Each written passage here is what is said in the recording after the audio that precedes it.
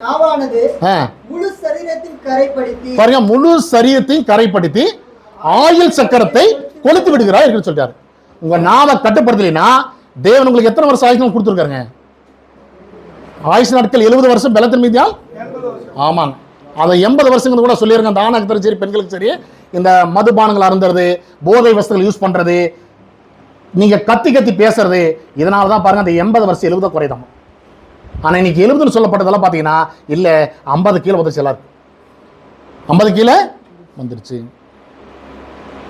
இது எதுக்காக நடக்குதுன்னா இந்த வாயை போட்டுல அதான் பிரச்சனை.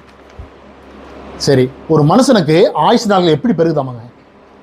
இப்படி கத்திட்டே அந்த ஆயுஷ் நாள் பெருகுமா? பெருகாது.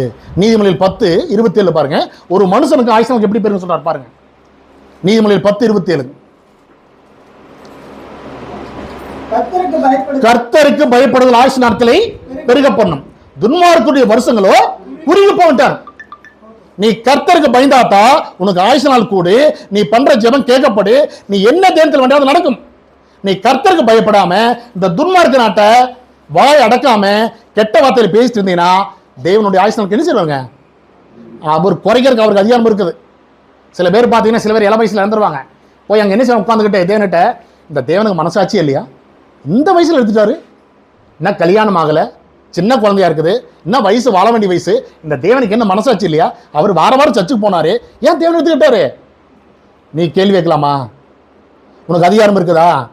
இறந்தா நீ போய் அழுதுட்டு தேவனுடைய சித்த வளதான்ட்டு கம்முன்னு வாய் பத்திட்டு வந்துடணும். அதட்டு போட்டு நீ பெரிய அரசியல் பண்ணிட்டு இருந்தீங்கன்னா அடுத்து உன்னை தூக்கிற தேவன் நான் வச்சுக்கோ. போய் இது மாதிரி பண்ணாதீங்க, புரிஞ்சுக்கோன்னு. உங்க வாய் அடக்காம இருந்தீங்கன்னா நீ போய் பெரிய அரசியல் பேசிட்டு இருந்தீங்கன்னா அடுத்த சாவு உனக்கு தான். புரிஞ்சுக்கோ, உன்னை தேவன் பேச சொல்லிக்காரா? உன்னுடைய வேலை என்ன? துக்க வீட்டில் போய் அழுகுலோட அழுகுன்னு சொல்லிக்காரு, அரசியல் பண்ணி சொல்லிக்காரா? நிறைய பேர் புரிஞ்சுக்கலங்க ஐயா, பெரிய அரசியல் பண்றாங்க. இவன் என்ன தேவன் கூட அறிவியலையாட்ட அந்த தேவனுக்கு மனசாட்சி இல்லையா? அவர் வாரம் சர்ச்சுக்கு போனாரு, அவர் எத்தனை நன்மை செஞ்சாரு தெரியுமா? எத்தனை இது பண்ணாரு தெரியுமா? அவர் தெரியலையா? ஏண்டா அவர் உனக்கு முன்னாடி உண்டாக்கி அவனை எதுக்காக உண்டாக்குனாரு? அவன் பூமியில அவர் கொடுத்த வேலை செஞ்சானே இல்லையா? அவர் ஏன் எடுத்தாரு? அவருக்கு தெரியாது. உன்னைக்கான இப்படி எல்லாம் போய் அந்த வீட்டில் பேசு எல்லாம் கேட்டோம்னு சொன்னாரா? அவர் சொல்லவே இல்லை. உன்னை என்ன சொன்னாரு? துக்க வீட்டுக்கு போ, அழுகலோடு அழு, அங்க அழுகுறல பாரு, எதுக்கு அவன் அழுகுற? இவன் நல்லவனா கெட்டவனா? இவனை போல நீ இருந்தவனை எல்லாரும் அழுவாங்களா, இல்ல இன்னும் இவனை போல செத்து யாரும் அழுகாம இருப்பாங்களா அப்படிங்கிற பார்க்க சொல்றாரு. அங்க துக்க வீட்டுல போய் எல்லாருடைய மனசு முடி காணாம இருக்கா போக சொல்றாரு. இவன் போய் பெரிய அரசியல் பேசிட்டு எல்லார்கிட்ட போய் இவன் என்ன செய்யற பாரு, அவரும் கூட நான் இப்படி வேற ஆறுதான் சொல்லிட்டு போறாரு. அங்க போய் செத்து கிளம்ப மாட்டேன், இவன் பேசுற பார்த்து கேட்பாங்க அப்படி. ஆனா தேவன் அப்படி செய்ய சொல்லவே இல்லை. பாருங்க, நீங்க உங்க ஆயுஷ் நாள் பெருகணும்னா சபைக்கு போங்க, ஊழியக்காரர் சொல்ற வசனத்தை கேளுங்க, வாயை பொத்திட்டு வந்துடும். அதுக்கு மேல பேசினா உன்னை தேவன் எடுத்துருவார். நாம் வச்சுக்கோங்க, இதை பயத்தோடு புரிஞ்சுவாங்க. சும்மா இதை சிரிப்பிக்கா சொல்லல, நிறைய பேருடைய வாழ்க்கை முறைகள் அப்படிதான் போயிருக்குதுங்க. பயத்தில் படிச்சு பார்த்தா நாம் அப்படி செய்யக்கூடாது. அடுத்து பார்த்தீங்கன்னா நீதிமொழிகள் 10ஆம் அதிகாரம் 19ஆம் வசனத்துல இப்ப தேவன் எதுக்காக உங்களை வாயை பொத்திக்கிட்டு சொல்றாரு?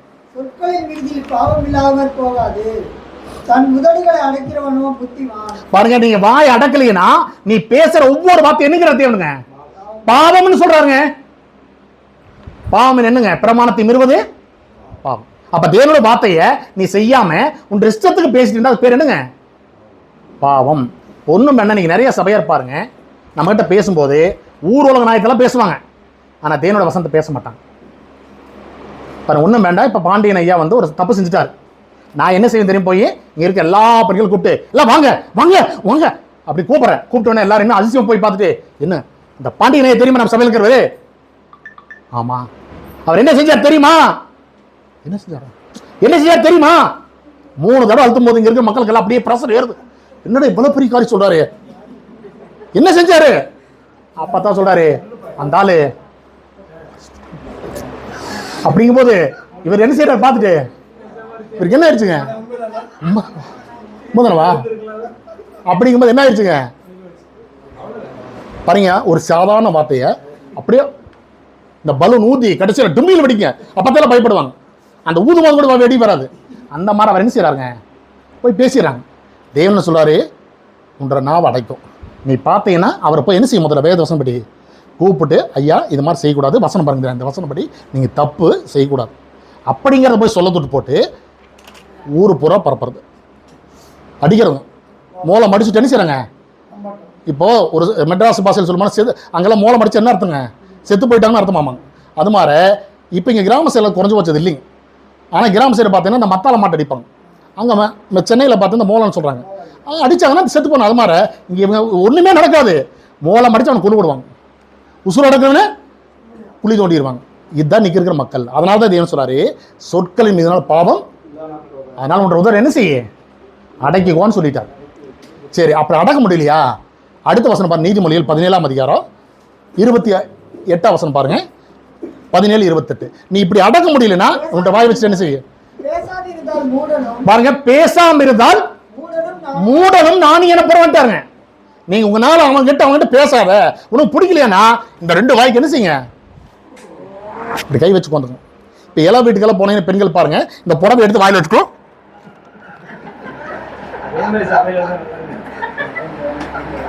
இப்படியே பார்த்துட்டு இருப்பாங்க. எதுக்கிட்டான்னு கேட்டா அவங்களுக்கே தெரியாது. அதுல ஒரு அம்மா கடைசியை கேட்ட சொல்றாரு, நான் அழுகணும், பக்கத்தால் அந்த பிணத்தினுடைய கிருமியில வந்து அதுக்காக வச்சுக்கலாம். இன்னொரு அம்மா கேட்குற, அந்த அம்மா வச்சிருக்கேன், அதனால நானும் வச்சிருக்கேன் அப்படிங்கிறேன். இந்த அம்மாக்கு எதுக்கு தெரியல. இது மாதிரி நீங்க நிறைய பேர் இருக்கிறாங்க, எதுக்கு நான் போய் செய்யறங்கிறது தெரியாது. நீ கம்முன்னு போனையா வாயை பொத்திட்டு வந்துரு, உனக்கு பிரச்சனை கிடையாது. பேசாம இருந்தா மூடன ஒண்ணு யாருங்க, நான் அடுத்து அதுலயும் பாருங்க, அந்த கீழே என்ன சொல்றாரு, பாருங்க அவங்க சொல்றாரு, உன்னோட உதடுகளை மூடிட்டீன்னு யாரு, நீ தாயா புத்திமானு. சபையில தேவன் எதுக்கு அவனை வாய மூடிட்டு சொல்றாரு, நீ கம்முன்னு இருந்தாவே நீ புத்திமான் பேர் எடுத்துலாம். நீ ஏன் போய் கத்திட்டு அடுத்துக்கிட்ட கெட்ட பேர் வாங்கிட்டு இருக்கிற, உனக்கு அறிய வேண்டாம். அதை தான் தேவன் செய்ய சொல்றாரு.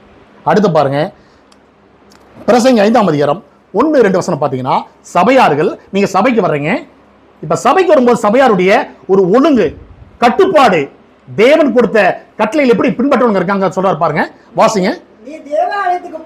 பாருங்க, நீ தேவாலயத்துக்கு போகும். பழைய ஏற்பாடு தேவாலயங்கிறது எருசலேம், புதிய ஏற்பாடு எதுங்க, சபையாரை நீங்க தான் புரிஞ்சுவாங்க.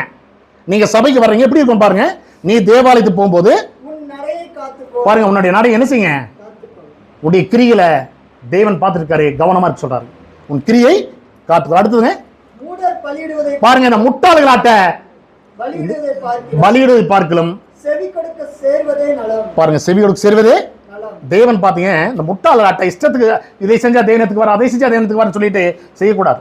ஒண்ணும் வேண்டா, தேவன் சவுல் கிட்ட ஒரு கட்டளை கொடுக்குறாரு. என்ன கட்டளைங்க, அமலேக்கரை பூரா கொண்டு போடுற அப்படிங்கிறாரு. சொன்னாரா, சொன்னாரு. இவன் என்ன செஞ்சானுக்கு போராத்தி நல்லதை போற எடுத்து ஆடு மாடு கோழி எல்லாத்திலும் நல்லதை பார்த்து கொண்டு வந்து வீட்டு பின்னாடி வச்சுட்டாங்க. இப்ப தேவன் பார்த்தாரு. இப்ப சாம்பேல் சொல்றாரு, நான் சவுல் ராஜா கிட்ட ஒரு வேலை கொடுத்தேன், அவன் செஞ்சுட்டான், இவ பார்த்துட்டு வாங்குறாரு. அங்க போறாரு, தேவன் ஏதோ உனக்கு ஒரு வேலை கொடுத்தாரப்பா, செஞ்சுட்டியான்னு கேட்டாரு. அவன் பண்ணிட்டான் அப்படின்னாரு. என்னப்பா பின்னாடி ஆடு மாடலாம் கற்று அப்படின்னா, இதெல்லாம் தேவனுக்கு காணி கொண்டு வந்துருக்கேன்னாரு. அப்போ தான் சாம்பேலி சொல்றாரு, எப்போ உன்னை தேவன் காணி கேட்டாரா, உங்ககிட்ட என்ன சொன்னார் அவரு, எல்லாத்தையும் கொண்டு போட்டு வர சொல்றாரு.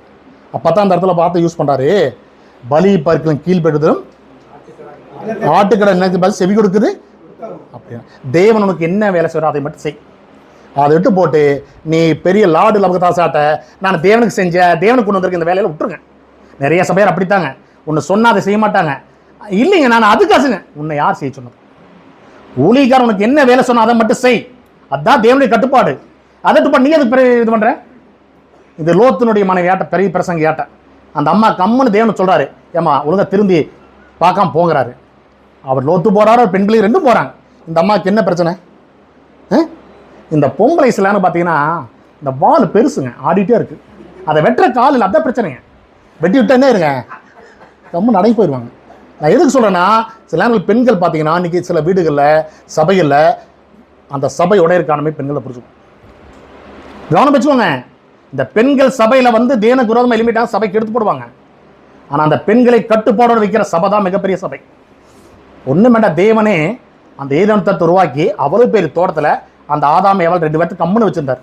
2 பேர்ட்ட என்ன சொல்றாரு, அங்க தோட்டத்துல பாத்துக்கோ, எல்லா கனியிலும் பூச்சுக்கோ, அங்க பாரு ஜீவரிச்சு கனி இருக்கு, அதை கூட சாப்பிட்டுக்கொண்டாரு. அடுத்து நடுவில் இருக்கிற மட்டும் தொட்டாது அப்படின்னாரு. 3 விவரம் சொல்லிட்டு போயிட்டாரு. ஆனா என்ன செஞ்சவன், டெய்லி மதிய மேல வந்து அவர் கேட்கிறாரு, நல்லா இருக்கீங்களா அப்படி விசாரிச்சு போறாரு. பாருங்க, தேவன் அண்ணாலும் விசாரிக்க நல்லா இருக்காரு. பாருங்க, தேவன் வராத ஒரே நாள், அது வர்றதுக்குள்ள தாமதமான அந்த சர்ப்பம் என்ன செஞ்சு போய் சாத்தானுங்க. ஏப்பா அந்த கனி தேவன் உனக்கு சாப்பிட சொல்லிக்காரா? ஆமாங்க, சாப்பிட சொல்லிக்காரா? 3 தடவை வளர்த்துச்சு, 4வது தடவை பொம்பளைக்கு என்ன ஆச்சு, ப்ரெஷர் ஏறிச்சு. அப்படியா, இந்தியத்தினால உங்களுக்கு தெரியாதா? இதுதான் விஷயம். அப்படியா, அப்படியா, கொண்டா பிடிங்கி சாப்பிட்டாச்சு. சரி, கொண்டு போன இந்த புருஷனுக்கு அறிய வேண்டாம்? தேவன் நம்மை சாப்பிட சொல்லிக்காரு. இந்த பொம்பளை கொண்டு வந்துட்டாலே இவ பொண்டாட்டியா இருக்கிற 2வது பாத்துல தேர்ந்து கேட்டு போட்டு வாங்கி சாப்பிடணும்னு சொல்லாமல்லங்க. இன்னைக்கு அப்படித்தான் வீட்டில் சில பேர்களை பொண்டாட்டி தப்பே செஞ்சாலும் சரி செஞ்சு போட்டு கடைசியில் பொண்டாட்டிக்கு சாதமாக இருக்கிறவங்க நிறைய இருக்கிறீங்க. அப்படியெல்லாம் இந்த குடும்பம் வீணாக போயிருங்க. அதான் மேபால் கம்மனு நான் தைரியம் தோத்துருக்கலாம்ல. எப்போ அவன் பொண்டாட்டி பேச்சு கேட்டானோ தோறத்துட்டு ஓடிட்டானா? ஓடா, நீ போய் கஷ்டப்பட்டு நெத்தி வேறு சிந்து கஷ்டப்பட்டா தான் சோறு இல்லைன்னு இல்லை, சோறு இல்லைன்னு சொல்லிட்டாரு. இந்த தண்டனை ஏன் கிடைச்சது? ஒழுங்கா அந்த கனி பறிக்காம இந்த வேலை வந்திருக்குமா? அடுத்து பொம்பளை கொடுக்குறாரு, உனக்கு கர்ப்ப வேதனை படும்போது ஒரு வேளை குழந்தை பிறகு செத்தாலே செத்துருன்னு சொல்லிட்டார். இந்த தண்டனை தேவையா? அதனால தான் என்ன மணிக்கு பாதி பெண்களை பார்த்தீங்கன்னா செய்கிறாங்க, சூப்பர்ஸ் மேனாட்ட கத்தி போட்டு அறுத்துறாங்க. உண்மை பாருங்க, நீங்கள் நிறைய பேர் பார்த்து பிரசவத்தை நேரத்தில் பாருங்க, ஐயோ எனக்கு வலிக்குது வேண்டாம் நான் கத்தி போட்டுங்கிறாங்க. சுகப்பிரசவத்தை கண்டவங்க மட்டும்தான் பெண்கள் சொல்ல முடியும். இந்த கத்தி போட்டு பெண்கள் குழந்தை இருக்கிறாங்க அவங்கள பெண்களை சொல்ல மாட்டேறாங்க. சோம்பேறி பெண்கள் அவங்கள சொல்லிட்டாங்க. ஏன்னா ஒழுக்கம் இல்லாத பெண்கள் அதெல்லாம் சொல்லிடுவாங்க. எதுக்காக நான் சொல்கிறேன்னா, ஒரு கிறிஸ்தவ பெண்கள் வீட்டில் இருக்கும்போது தேவனோட வார்த்தை நடந்தால் சூப்பர்ஸ் நடக்க மாட்டாக்காதான்? யோசிச்சு பாருங்க. உனக்கு தேவன் தான் கற்பனை கூடாரு, அவர் மீது உனக்கு நம்பிக்கை இல்லாமல் ஹாஸ்பிட்டல் டாக்டர் சொல்கிற நம்பிக்கை வச்சிருக்கிறீ, அப்போ என்ன பிரச்சனை? யோசிச்சு பாருங்க. நீங்கள் நினைச்சா தேவ சித்தம் தான் குழந்தை பிரசவத்தில் புரட்டு, இல்லைன்னா கர்த்தருக்கா சாருன்னு சொல்லி யாராவது விசுவாசம் சொல்லுவாங்களா? இருக்கிறாங்களா? இல்லைங்களே. ஒன்றுமே நான் சாத்திராக மேச ஆபத்து 3 பேர் என்ன செஞ்சாங்க? எங்களை காப்பாற்றுற தேவன் காப்பாற்றுட்டு, இல்லைன்னா அவ்வளோ முடிஞ்சு வச்சு. ஆனால் ஒருவேளை தேவன் எங்களுக்கு தீயில் போட்டு எரிச்சாலும் பரவாயில்ல, நீ எத்தனை சில நினைச்ச மாட்டான். இந்த மாதிரி விசுவாசம் உங்களுக்கு இருக்கா? இந்த குழந்தை தேவன் கொடுத்தாரு, அவர் நல்ல சுபஸ்து கொடுப்பாரு, குழந்தை தாய் செய் சிறப்பாக பிரி அப்படிங்கிற நம்பிக்கை இருக்குதா? இந்த இல்லைங்களே. அதனால தேவங்களை மண்பானை சொல்லிட்டார். என்ன சொல்லிட்டாருங்க? மண்பானை. அதுக்கு இன்னொரு பேர் என்ன செய்யுங்களா? பலவீன பாண்டா. இந்த மண்பானை கீழே போட்டு என்ன செய்யுங்க? அது மாதிரி தான் போயிருங்க. அதனால தான் சொல்றாரு, நீ தேவாலயத்துக்கு போன என்ன செய்ய, இந்த மூடல் ஆட்டம் முட்டாளன் செய்யாதன்ட்டாரு. அது கீழே வாசிங்க தொடர்ந்து. மூடர் பலியிடுவது போல பலியிடுவது பார்க்கிறோம், செவிகொடுக்க சேர்வதே நலம், தாங்கள் செய்கிறது தீமை என்று அறியாதிருக்கிறார். புரிஞ்சுங்க. நிறைய பேர் பார்த்தீங்கன்னா வாய் அடக்க சொன்ன அடக்காம எல்லாம் தெரிஞ்ச மாதிரி பேசிட்டு அது தீமைன்னு தெரியாம உட்கார்ந்துருக்கிறாங்க. ஆனா தேவன் சொல்லிட்டாரா? தீமைன்னு சொல்லிட்டார். அடுத்த 2வது வசனம் பாருங்க. தேவ சமூகத்தில் துணிகரமாய் வாயினால் பேசாமல் பாருங்க. தேவ சமூகத்தில் என்ன செய்யக்கூடாதுங்க பாருங்க. உதாரணம் சொல்றாங்க, நீங்க சபைகளுக்கும் சரி ஊழியர்கள் மத்தியிலும் சரி உங்க வாயை நீக்கிறாதீங்க. அது தேவ சமம். புரிஞ்சுக்கணும். சபையில தேவன் வாசம் பண்றாரு, ஊழியக்காரர் ஜெர்மன் இடத்துல வாசம் பண்ணிட்டு இருக்காரு. இந்த ஊழியக்காரர் மத்தியிலும் சரி சபையில் மத்தியிலும் சரி வாயை திறந்துடாத பாருங்க. சொல்றாரு, தேவ சமூகத்தில் என்ன செய்யக்கூடாது? துணிகரமாய் பேசாமலும். அடுத்து பாருங்க, மனம் பதறுகிற ஒரு வார்த்தை இருக்கு பாருங்க. அந்த வார்த்தைக்கு என்ன அர்த்தங்க? டென்ஷன். ஒண்ணும் வேண்டாம். மோசே எப்படிப்பட்ட நபருங்க? எப்படிப்பட்ட நபருங்க? பூமியிலே சாந்த குணமுள்ள நபர், தேவனால் அவ்வளவு பெரிய பேர் பெற்ற நபர். அவரையே அந்த இஸ்ரவேல் என்ன பண்ணிட்டாங்க? டென்ஷன் ஆக்கிட்டாங்க. மாலையை பார்த்து பேசுன்னு சொன்ன என்ன செஞ்சாருங்க? இருக்கிற கோத்துல அடிச்சாருங்க. என்ன ஆயிடுச்சுங்க? முதலாள காணத்தேன் பார்க்க வேண்டிய என்ன ஆயிட்டாருங்க? என்ன ஆயிட்டாருங்க? போக முடியல. ஊழியர்கள் நான் சொல்லிடுறேன், கோபப்படுறாங்க. சபையார்கிட்ட அளவா வச்சுக்கோங்க. அவங்க செத்தாலும் சரி பொழைச்சாலும் சரி நீங்க சொல்ல வேண்டிய புத்தி சொல்லி போட்டு கம்மன் ஒதுக்காங்க. ரொம்ப அட்வான்ஸ் எடுத்துக்காதீங்க. கடைசியில் நீங்க தான் நடத்து போயிருங்க. அவங்க எல்லாம் கம்மன் உட்காந்துக்குவாங்க. அவங்க நடத்து போறத உட்காந்துருக்காங்க. ஊழியக்காரன் பேச்சு கேட்டா நீங்க பரலாம் போல அதான் உறுதி. புரிஞ்சுவாங்க. கேட்கலீங்கன்னா நீங்க நரகம் தான், அது யாரும் மாற்ற முடியாது. அதுக்காக நீங்க சபையை ரொம்ப ஆக்ரோஷப்பட்டு போய் அவங்களுக்கு அட்வான்ஸ் எடுக்க மாட்டாங்க. எடுத்தீங்கன்னா நீங்க தான் முதல்ல நடத்து போயிரு. புரிஞ்சுவாங்க. மோசம் என்ன செஞ்சாருங்க? அவர் போக முடிஞ்சதா? புரிஞ்சுவாங்க. இது நேரம் சொல்றேன்னா, நான் அடக்காத மக்கள் நிறைய உட்காந்துருக்கீங்க. அடக்காம உட்காந்து நீங்க நடத்து போறதுக்கு வேண்டி ஊழியக்காரர் ஏன் நடத்து போகணும்னு சொல்லுங்க. அவசியமா? இல்லைங்க. அது லிமிடேஷன். நான் ஓவர் அட்வான்ஸ் எடுப்பட சபையா இருக்கலாம். நீ அதாவது அட்வான்ஸ் எப்போ எடுக்கணும் தெரியுங்களா? ஒரு ஆத்மா சத்தியத்துக்கு கீழ்படிச்சு நம்ம சொல்றபடியெல்லாம் கீழ்படிச்சு அந்த நீ அது ரொம்ப எடுக்கல, தப்பு கிடையாது. ஏன்னா அந்த ஆத்மா உனக்கு உசுரே கொடுக்கு. இது சும்மா நடிக்கிற ஆத்மா உனக்கு தெரியுங்க. அந்த ஆத்மாக்கு நீ எடுத்தீங்கன்னா கடைசியில் உன்னை கொண்டு போட்டு இந்த நடிகர் டென்னிஸ் கூடாதுங்க, போயிடாதுங்க. அதனால மற்ற 23 இயேசு சொல்லிட்டாரு, மாயக்காரன் என்ன செய்ய வேண்டாம், அவங்கள பார்த்துக்க. மாயக்காரன் நடிக்கிறான்னு சொல்லிட்டாரு. இந்த நடிகர்கள் ஏமாத்திராது அப்படிங்கிறாரு. ஏமாத்தி நம்மளே கொண்டுருவாங்க. அதனால் நீங்கள் அங்கே போயிடாதுன்ட்டாரு. அதனால பாருங்க சொல்றாரு, தேவ சமூகத்தில் மனம் பதறுகிறார். அந்த டென்ஷனுங்கிற வார்த்தை என்ன தெரியுங்களா? நீங்கள் ஊழியக்கான சபையை நிறைய பேர் டென்ஷன் படுத்துறீங்க. நான் என்ன சொல்றேன்னா, அப்படி டென்ஷன் படுத்தா நீங்கள் சபையிட்ட பேசாம விட்டுருவாங்க. நீ வாழ்க்கையில விட்டுருங்க, பேச வேண்டாம். அந்த நீதிபதி படிச்சுமல்ல, பேசாத அந்த மூடுன்னு யாருங்க? அவன் தான் நானே. நீ சபையில் அப்படி டென்ஷன் படுத்துறா, உன்னை சபை கீழ் பண்ணி நான் அவங்ககிட்ட பேசாதீங்க, அமைதி நீ போயிருங்க. அவன் என்னைக்கு தெரிஞ்ச சபையில் வந்து ஐயா நான் தப்புங்க மன்னிச்சுக்கோங்க, இனிமேல் நான் பேச நம்ம சபையில் மன்னிப்பு கேட்ட அப்போ பேசுங்க. அப்போ தான் அடுத்த முறை பேச மாட்டா. போய் நீ சபையார் போய் கொஞ்சிட்டு குழாவிட்டு இருந்தீங்கன்னா அவன் நினைச்ச மாட்டேன், தெரிந்த மாட்டான். அவன் என்ன மாதம் 10,000 சம்பளம் கொடுக்குறானா? இல்லைங்களே. நீங்கள் கஷ்டப்படுறீங்க, நீங்கள் போய் அவங்களுக்கு சத்தியம் சொல்கிறீங்க, அவ்வளோ வித்தியாசம். 10,000 சம்பளம் கொடுத்தாலும் அவனுக்கு கீழ்படி அவசியம் கிடையாது, புரிஞ்சுவாங்க. ஏன்னா இந்த சத்திய வசனம் சொல்ற நீ கொடுத்தாகணும், அதான் ரூல்ஸ். அதுக்காக நீ கீழ்படி அவசியம் கிடையாது. சரி, ரைட். இப்போ தேவன் வந்து நமக்கு சொல்ற சட்டமே அதுதான். மனம் பதறி ஒரு வார்த்தை சொல்ல பேச. அடுத்து கீழே பாருங்க, அதுக்கு வரசு என்ன சொல்றாரு பாருங்க. ஏன் மனம் பதறி வார்த்தை பேசக்கூடாது தெரியுங்களா? தேவன் பரலோகத்துல நம்ம பார்த்துட்டு இருக்காரு. சங்கீதம் 53:2 என்ன சொல்றாருங்க? தேவன் எங்க இருந்து பார்த்துட்டு இருக்காராமாங்க. அந்த வசனம் மட்டும் வாசிங்க. சங்கீதம் 53:2. தேவனை தேடுகிற உணர்வுள்ளவன் உண்டோ என்று பார்க்க தேவன் பரலோகத்திலிருந்து மனுஷனை கண்டார். பாருங்க, தேவன் பரலோகத்திலிருந்து நாள்தோறும் என்ன செய்றாருங்க? இஸ்ரவேலை காக்கிற தேவன் உறங்குவதும் இல்லை தூங்க. தேவன் நம்மை பார்த்துட்டு இருக்கிறாமாங்க. நீங்க அவரை தேடுறீங்களா இல்லையா அப்படின்னு பரலோகத்தில் பார்த்துட்டு இருக்காராமா. அதனால உன்ற வார்த்தைகள் எப்படி தோணுங்க? அது கீழே பாருங்க, அந்த பிரசங்க 5:2 உன் வார்த்தைகள் சுருக்கம்ங்கிறாரு.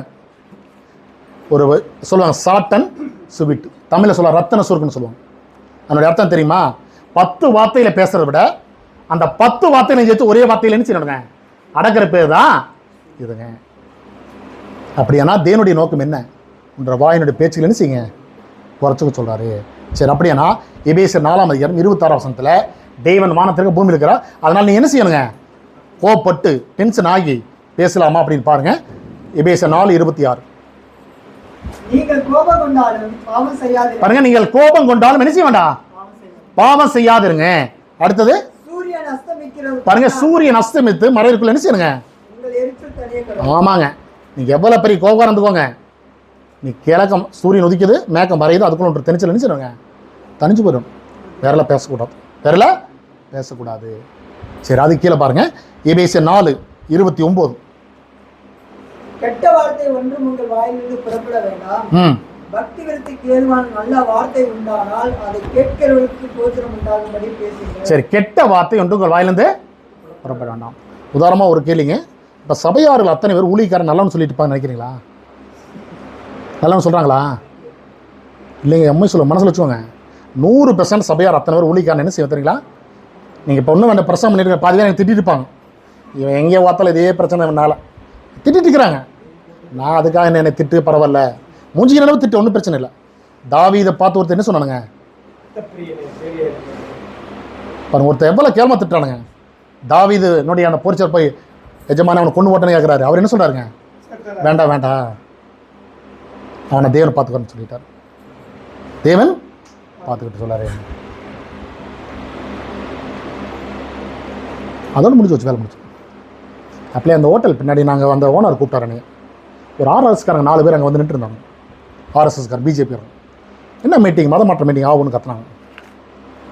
எங்கள் சர்ச்சு மீட்டிங் நடந்துட்டு அப்படின்னு வந்துட்டு, நீங்களாம் மதம் மாற்ற மாட்டீங்களாண்ணா? நான் எதை பண்ண உனக்கு என்ன? நீ யாரா முதல்ல அப்படின்னு கேட்டேன். யாரா? 10 நிமிஷம் தான் உன்னை எங்கெல்லாம் பண்ணி போடுவேன், போயிரு வெளியே.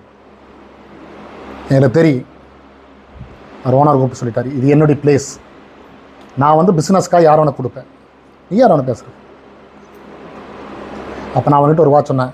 உள்ளார ஹைகோர்ட் நீதிபதி உட்காந்துருக்கிறப்ப ஒரே போனதை காலையில் ஹைகோர்ட்டுக்குள்ள கூட்டுக்குள்ள படுத்துருக்கோன்னு வெளியில் ஜெம்மத்துக்கு ஒரு குண்டர் சார் தூக்கி போட சொல்லிடுவேன், நான் வச்சுக்க அப்படின்ட்டு. அவர் ஓனர் சொல்லுது. அவர் பார்த்துட்டு சொன்னார், புட்டிட்டு போயிட்டார் வேறு. அதுக்கு என்ன காரணத்து வந்திருக்கானுங்க. நம்ம வாய் எதுக்கு திறமோ அதுக்கு தரங்க. சும்மா தேவையில்லாத திறந்தோம்னா கடைசியில் நமக்கு தான் போயிட்டான். ஓடி பண்ணி நிற்காம. இதில் பொங்கலூர் ஒரு தலைவருங்க, அவன் என்னை பார்த்தானுங்க. இவர் சேர்மனுக்கு சுற்று வர டிஎம்கே காரராக இருக்குது அப்படின்னாரு. ஏன்னா ஃபோன் போடுறதா சொல்லு அப்படின்னு. ஏன்னா நமக்கு தேவனுடைய மனசு தெய்வம் இருக்கனால பிரச்சனை இல்லைங்க. நான் சொன்ன நம்முடைய வாய்கள் பிரச்சனை கிடையாது. இன்றைக்கி மனிதர்கள் எதுக்காக பேசணுங்க தெரியாமல் பேசுகிறீங்க.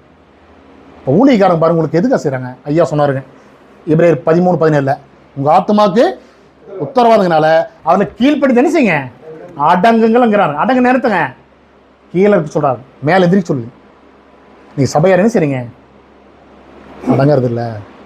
பாருங்க, இஷ்டத்துக்கு ஞாயிற்றுக்கிழமை சபைக்கு வரமாட்டாங்க. ஊழியக்காரர்கிட்ட எதுவுமே சொல்ல மாட்டாங்க. எங்கேயோ ஊர் சுற்று போயிடுவாங்க. நைட்டு வரமாட்டாங்க. ஊழியக்காரர் பார்ப்பார், எங்கேயும் உங்களை காண பண்ணி ஃபோன் பண்ணி பார்க்கலாம். அம்மா எங்கே இருக்கிறீங்க? ஸ்தோத்திரம். ஐயா ஸ்தோத்திரம். அம்மா எங்கே இருக்கிறீங்க? ஐயா நான் வீட்டில் இருக்கிறேன். ஏம்மா கர்த்தர் மந்தி இருக்கு வரலையா? அதுங்க ஐயா நான் வேற போன வேலை லேட் ஆயிடுச்சு, அப்புறம் இப்போ வந்தால் நீங்கள் வேற திட்டுங்க, அதனால வரலீங்க. அப்படியா? ஏம்மா கர்த்தர் மந்தி கலந்துக்கள் தெரியும், எனக்கு வருத்தமாக தான் இருக்குதுங்க, இருந்தாலும் என்ன பண்ணுறது, நீங்கள் திட்டுவீங்கல்ல. அந்த அம்மா வருத்தமாக இருக்கான நீங்கள் திட்டுவீங்க, வரமாட்டேங்க. அது எப்போ சொல்கிறாங்க? ஊழிகார் ஃபோன் பண்ணி கேட்டால் சொல்கிறீங்க. சரி நான் கேட்குறேன், உனக்கு கொஞ்சாத அறிவு இருந்தால், நீ வளராத கிறிஸ்தவன் தான் நீ அது மாதிரி பண்ணலாம், வளர்ந்த சபையாரை பண்ணலாமா? புரிஞ்சுவாங்க? அதாவது ஒரு வளர்ந்த கிறிஸ்து சபையாருடைய முதல் அடையாளம் என்ன தெரியுங்களா? நீங்கள் கூடுற லோக்கல் காங்கிரிகேஷனில் 100% எந்த பிரச்சனை வந்தாலும் சரி அங்கே போய் அட்டன் பண்ண, அவன் தான் கிறிஸ்தவன். புரிஞ்சுக்கணும் என்ன அர்த்தங்க? வளர்ந்த கிறிஸ்து சபையாருடைய அடையாளம் என்னன்னா, நீங்கள் எங்கே ஞானஸ்தானம் எடுத்தீங்களோ உங்கள் ஊழியக்கார் யாரோ அங்கே தான் போய் கலந்துக்கணும், அதுதான் முறை. அதை விட்டு போட்டு நான் எனக்கு இங்கே அங்கே இருக்குதுங்க இங்கே இருக்குன்னு ஓடிட்டு இருந்தீங்கன்னா, நான் என்ன சொல்ல உங்களை ஒன்றும் சொல்லலை, தேவன் ஞாபகத்தில் கணக்கு கேட்பேன். இப்போ நான் உதாரணத்துக்கு கேட்குறேங்க, எத்தனை பேர் திருமணங்கள்ல இருக்கு? நிறைய இருக்கிறீங்க. எனக்கு திருமணமால வசந்த படிச்சேன்னு சொல்கிறேங்க. இப்போது நீங்கள் மனைவி தாலி கட்டின எல்லாருமே ஒரு நைட்டு ஒரு கணவனும் மனைவி வீட்டுக்கு வெளியே நின்று நடக்குங்க, பரவாயில்ல யாரும் சுட்டுறீங்களா? ராஜபிரசாதண்ணா அப்போ தான் கேட்டாங்க, யாரோ ஒன்று குடும்பத்தில் கேட்கலேட்டு. ஆமாங்க, புரிஞ்சாங்க. இப்போ ஒரு கணவனும் மனைவி ஒரு நைட்டு வீட்டுக்கு வரலினா, கணவன் வந்து வரலினோட பிரச்சனை, மனைவி வரலின்னு என்ன செய்வீங்க? எங்கம்மா போனேன் சொல்லுங்க. உதாரணம் பார்த்தீங்கன்னா, இந்த நான் சொல்லக்கூடாது இருந்தாலும் இந்த நரிக்குறன்னு சொல்லுவோம் பார்த்தீங்களா, அவங்கள ஒரு மிகப்பெரிய ஒழுக்கு கட்டுப்பாடு இருக்குது, புரிச்சுக்கணும். அந்த பெண்கள் வந்து 6 மணிக்குள்ளே இருட்டு கட்டுக்குள்ளே அந்த கணவன்கிட்ட வந்துடுவாங்கம்மா. வரலையே நம்ம அவ்வளோ முடிச்சு போச்சுங்க, முடிக்கிட்டு வாங்க போயிடுவாங்கம்மா, சேர்த்துக்க மாட்டாங்கம்மா. நீங்கள் நம்மளுக்கு இப்படி ஒரு கட்டுப்பாடு என்னங்க? ஏதாவது பொம்பளை நைட் 6 மணிக்கு மேலே வீட்டுக்கு தாண்டுக்கலாம், நான் பணம் பார்க்கணும்னு சொல்லுவாங்களா? இல்லை ஷாப்பிங் போகணும்னு சொல்லுவாங்களா? எங்கேயுமே போக மாட்டாங்க. ஆனால் தேவனுடைய பிள்ளைகள் பாருங்கள், நம்ம இப்படி தான் பண்ணுறோம். ஆனால் தேவன் என்ன சொல்ல நமக்கு யோசிச்சு பார்க்கணும். அதனால் மிகப்பெரிய கவனத்தோடு நம்ம இந்த ஊழியத்தில் நினச்சி முடிங்க. அடுத்தது பாருங்கள், எபிரேயர் 4:29 கெட்ட வார்த்தை உங்கள் வாயிலிருந்து, சரி அப்போ உங்கள் வாயிலிருந்து என்ன வார்த்தை வரும்னு? பக்தி விருத்திக்கு ஏதுவான நல்ல வார்த்தை. பக்தி விருத்தின்னு எதுங்க? பக்தி விருத்தின்னு எதுங்க? தேவனுடைய வசனம் மட்டும்தான். தேவனுடைய வசனம் மட்டும் என்ன செய்யுதுங்க? பக்தி விருத்தி புத்தி ஆறுதலை கட்டுவிக்கூடியது எதுங்க? தேவனுடைய வசனம் மட்டும்தான். புரிஞ்சு அந்த வசனத்தை நீங்கள் கடைப்பிடிக்கலைன்னா தேவன் என்ன செய்வாருங்க? உங்களை வந்து அவர் லிஸ்ட்டை வேற. புரிஞ்சு சரி, அப்படியான கெட்ட வார்த்தை நம்ம வாயிலிருந்து வரலாமா? வரவே கூடாது. ஏன் கெட்ட வார்த்தை வரக்கூடாதுங்கிறாருங்க? மத்தேயு 12:36-37 பாருங்க.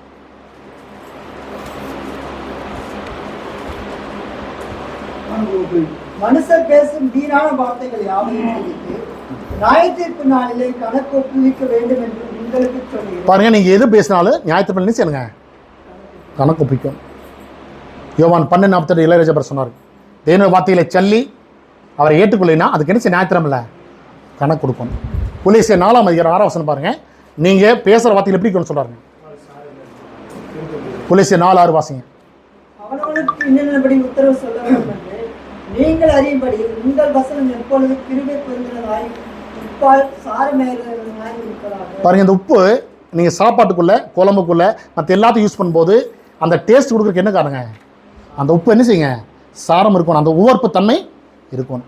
அது இல்லைன்னா மத்திய 5 சொல்றாருங்க, உப்பு சாரமற்று போனால் எதனால் சாரமாக சொல்லிட்டு வெளியே கொட்டப்பட இருக்கும், மனுஷனால் மிதிக்கப்பட இருக்கும், ஒளி வேறன் இருக்கு. அப்புறம் அந்த உப்பு இப்போ நீங்கள் என்ன செய்ய? மற்றவங்களுக்கு சாரமலர் சொல்லிட்டார். அடுத்து சொல்றார் மத்திய 5:16 சொல்றாரு, இப்போ உங்களை எல்லாரும் பாராட்டணும்னு நீங்கள் என்ன செய்யணும்?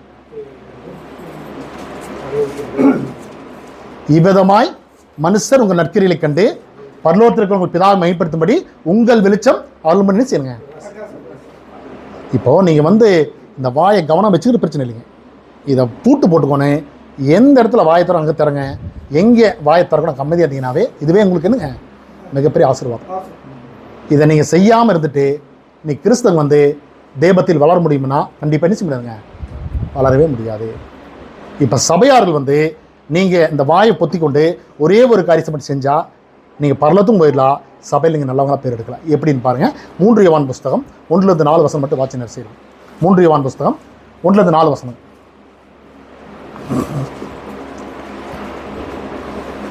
மூப்பனாகிய ஆ நான் சத்தியத்தின்படி நேசிக்கிற பிரியமான காயுக்கு எழுதுகிறார்கள். பாருங்க, அந்த மூப்பனுங்கிற யோவான் ஆனவர் யாருக்கு எழுதுறாங்க? காய்ங்கிற ஒரு சபையாருக்கு எழுதுறாரு. என்ன எழுதுறாரு பாருங்க, பிரியமானவனே பிரியமானவனே உன் ஆத்மா வாழ்கிறது போல பாருங்க, உன் ஆத்மா வாழ்கிறது போல நீ எல்லாவற்றிலும் வாழ்ந்து சுகமாய் இரு. பாருங்க, நீ எல்லாவற்றிலும் வாழ்ந்து சும்மா இருக்கும்போது உனக்கா என்ன செய்யுங்க வேண்டுகிறேன்னு சொல்றாரு. ஒரு ஊழியக்கார சபையார் பார்த்து நான் உனக்காப்பா ஜெபம் பண்ணிக்கிறேன் சொல்றேன், இந்த அளவுக்கு சபையார் என்ன உங்களுக்கு நடக்கிய இருந்தா கண்டிப்பா நடக்கும். அந்த நடக்கு என்னன்னு 3ஆம் வசனத்தை சொல்ற பாருங்க. சகோதரர் வந்து நீ சத்தியத்தில் நடந்து கொள்கிறாய் என்று உன்னுடைய உண்மையை குறித்து சாட்சி கொடுத்த போது மிகவும் சந்தோஷப்பட்டேன். அடுத்ததுங்க, என் பிள்ளைகள் சத்தியத்தில் நடக்கிறார்கள் என்று நான் கேள்விப்படுகிற சந்தோஷத்திலும் அதிகமான சந்தோஷம் எனக்கு இல்லை. சரி, இப்போ சபையாருக்கு நீங்க வாயை பூட்டிட்டு நீங்க செய்ய வேண்டிய வேலை என்ன? பைபிளை மட்டும் படிங்க. பைபிளை படிச்சா உங்களுக்கு சபையிலும் சரி தேவனிடத்திலும் சரி நாள்தோறும் பாராட்டு கிடைக்கும். பைபிளை படிக்காம இந்த செல்போன் நோண்டிட்டு பக்கத்து வீட்டில் போய் நியாயம் பேசிட்டு டிவி சீரியல் பார்த்துட்டு நேரத்தை வீணாக்கிட்டு இருந்தீங்கன்னா அடுத்து அந்த டிவி சீரியல் என்னென்ன பொம்பளை சண்டை கட்டுறாங்க, இந்த செல்போனில் பார்த்து என்ன நடக்குது, அடுத்து பக்கத்து வீட்டு பொம்பளைட்டு போய் என்னென்ன பொறாமை நாய் கேட்டு வந்து போய் தான் அத்தனையும் கேட்டீங்கன்னா உன்னுடைய முறை என்ன இருங்க. அதனால தான் சிலுவைக்குமார் ஐயா சொன்னாருங்க, புறஜாதி மக்களுடைய முறை என்ன நினைச்சு கூடாதுங்க, பின்பற்ற கூடாது. பாரு அவங்க என்ன செய்யறாங்க புறஜாதி மக்களுங்க, அவங்க செய்யறது என்ன செய்யுங்க. அந்த ஏபிஎஸ் 4 சொல்றாங்க, மற்ற புறஜாதிகள் தங்கள் வீணான சிந்தனையாக நீங்கள் நினைச்சு கூடாது. ஏன் நடக்கூடாதுன்னா அவங்க புத்தியில் என்ன இல்லையாமங்க, அறிவு இல்லை. பாரு அவங்க இருள் போற அந்த மைண்டு போற இருள் அடைச்சிருச்சுன்னு சொல்றாரு. பாரு அவங்க ஜீவனுக்கு தேவனுடைய ஜீவனுக்கு எப்படி இருக்காங்க, அந்நீரா இருக்குன்னு சொல்லிட்டார். அப்படியானா நீங்கள் தேவனுடைய பிள்ளைன்னா பைபிளை படிங்க, அது நடந்தா உங்களுக்கு புகழ்ச்சி கிடைக்கும். அதை விட்டு போட்டு இந்த உலகத்தான் நாட்டை நான் பெரிய ஆளு எனக்கு எல்லாம் தெரியும் நாட்டை கட்டிங்கன்னா தேவன் ஒன்று கொஞ்சம் சொல்றாரு, உன்னை பைத்தியமாக்கி துணி கிழிச்சு நீ ரோடு சுத்த ஆரம்பிச்சிரு. நான் வச்சுக்கோ, தேவனுடைய சபையில் இருந்தால் மட்டும்தான் என் ஆசிரிப்பார். இல்லைன்னா நீ ஏன் எனக்கு தெரியும்னு நினச்சுன்னா பிரசங்கில் அவர் பிரசங்கி ஆசிரியர் சாலமன் சொல்றாரு, அறிவு விருத்தன் யாருங்க? ஆமாங்க, மண்டை மூலம் முத்தி போச்சுன்னா மண்டை மூலம் போகிற சீல் எறியுங்க. அதுக்கு தான் புற்றுநோய் வர்றதா அர்த்தம். இந்த மாதிரிலாம் நிறைய யோசிக்கிறவர்கள் இருக்காங்க, அதெல்லாம் யோசிக்காதீங்க. அதெல்லாம் உன்ற புத்தி வெளியே வச்சுக்கோ. நீ கிறிஸ்துவ ஞானசம் வச்சுனா இந்த பைபிள் என்ன சொல்லும் அந்த வட்டத்துக்குள்ள மட்டும் இரு, அப்போ தான் தேவனாசம் வாங்க முடியும், இல்லைன்னா வாங்கவே முடியாது. அப்படியானால் இந்த நாளில் நீங்கள் கற்றுக்கிட்ட பாடம் என்னென்னா, யாக்கோபு 1:26-27 உங்கள் வாயை அடைக்கவங்க நீங்கள் தேவனுடைய பிள்ளைங்க. அதில் குறிப்பாக பார்த்தீங்கன்னா சகோதரிமார்க கவனத்தோடு நீங்கள் கவனமாக இருந்தால் குடும்பம் நல்லாயிருக்கு. ஏன்னா உலகத்தை ஒரு பழமொழி சொல்லி பாருங்கள், ஆவதும் பின்னாலே அழிவதும். ஆமாம், வேதத்தில் நம்ம அப்படி தான் இருக்குது பாருங்கள். சாரால் ரெபேக்கால் அதுக்கு பின்னாடி வர பெண்களுடைய குணங்கள் பாருங்கள், கணவன் கீழ்ப்பஞ்சனால அவங்க சொல்ல நடந்தனால நல்லா இருக்குது. அதே கீழ்ப்படியாக போனவங்க நிலைமை மோசமாக தான் இருக்குது. ஆனால் நாம் எது நல்லது எடுத்துக்கணும். 1 Thessalonians 5:22-23 சொல்கிறாங்க, எல்லாவற்றை சோதித்து பார்த்து நலமானதை பொல்லாங்காய் தோன்ற எல்லாவற்றையும் என்ன செய்யுங்க விலங்கு சுட்டார். நமக்கு நல்லதை மட்டும் பயில் படிச்சு எடுத்துக்கோங்க, கெட்டது பூரா விளக்கிடுங்க. உங்கள் வாழ்க்கை நல்லா இருக்குது, தேவன் உங்களை ஆசீர்வதிப்பார். உங்கள் பொறுமையான கவனத்துக்கு நன்றி. இந்த நாளில் ஏறக்குறைய அடியோட 6 செய்திகளை கேட்டீங்க. தேவன் உங்களை ஆசீர்வதிப்பாராக. இந்த நாளில் இந்த தேவ பக்தியில் நீங்கள் வளர்ந்து முன்னேற்றம் அடையணும்னா கண்டிப்பாக இந்த வசனத்தெல்லாம் கேட்டு இதை போய் வீட்டில் உட்காந்து மறுபடியும் படித்து இதன் மாதிரி நடந்தால் நீங்கள் என்ன செய்யலாங்க, ஆசீர்வாதம் பெறலாம். இல்லைன்னா இந்த வாய் அடக்காமல் அதனால் கெட்டு போன எத்தனை பேர்னு உங்களுக்கு தெரியும். அது மாதிரி தான் என்ன செய்யுங்க, வீணாக போயிடுவாங்க. அப்படிப்பட்ட ஒரு நிலைமை இந்த பூமியில் யாருக்கு வராமல் இருக்கணும்னா நீங்கள் கர்த்தரை கீழ்ப்படிங்க, தேவன் உங்களை ஆசீர்வதிப்பார். நாம் இந்த நேரத்தில் இந்த கூட்டத்துக்கு காலை துவக்கி ஏறக்குறைய 9 மணி சொன்னாங்க, நமக்கு 10:30 ஆரம்பிச்சோங்க. இப்போ மணி ஏறக்குறைய 5:30 ஆயிடுச்சுங்க. இருந்தாலும் இன்றைக்கி மழை சீட்டங்கள் குறைவாக தான் இருந்ததுங்க. ஏன்னா இன்றைக்கி பார்த்தீங்கன்னா நேற்று வானிலைகள் சொன்னாங்கன்னா திருப்பூர் கோயம்புத்தூரில் நிறைய மழை இருக்குன்னு சொன்னாங்க. இந்த மழை சீட்டங்கள் நமக்கு எந்த விதத்தில் தடுங்கல் பண்ணல, தேவனுக்கு நன்றி சொல்லாங்க. 2வது பார்த்தீங்கன்னா நிறைய சபை மக்கள் வரலிங்க, என்ன காரணங்கள் தெரியல. இருந்தாலும் தேவன் அவங்களையும் பார்த்துக்கிட்டு நாம் ஒன்றும் சொல்ல வேண்டியதில்லை. இருந்தாலும் வந்த சபையார்கள் இந்த நாளில் நீங்கள் தேவன் ஆசீர்வாதத்தை பெற்றுக்கொண்டு சந்தோஷமாக கடந்து செல்ல போகிறீங்க. அதுபோக இந்த நாளில் தாம்பரம் பகுதியிலிருந்து வந்து தேவனுடைய சொன்ன அன்பான சிலுவைக்குமார் ஐயா அவர்களுக்கும் இன்னும் குறுக்குப்பட்டியிலே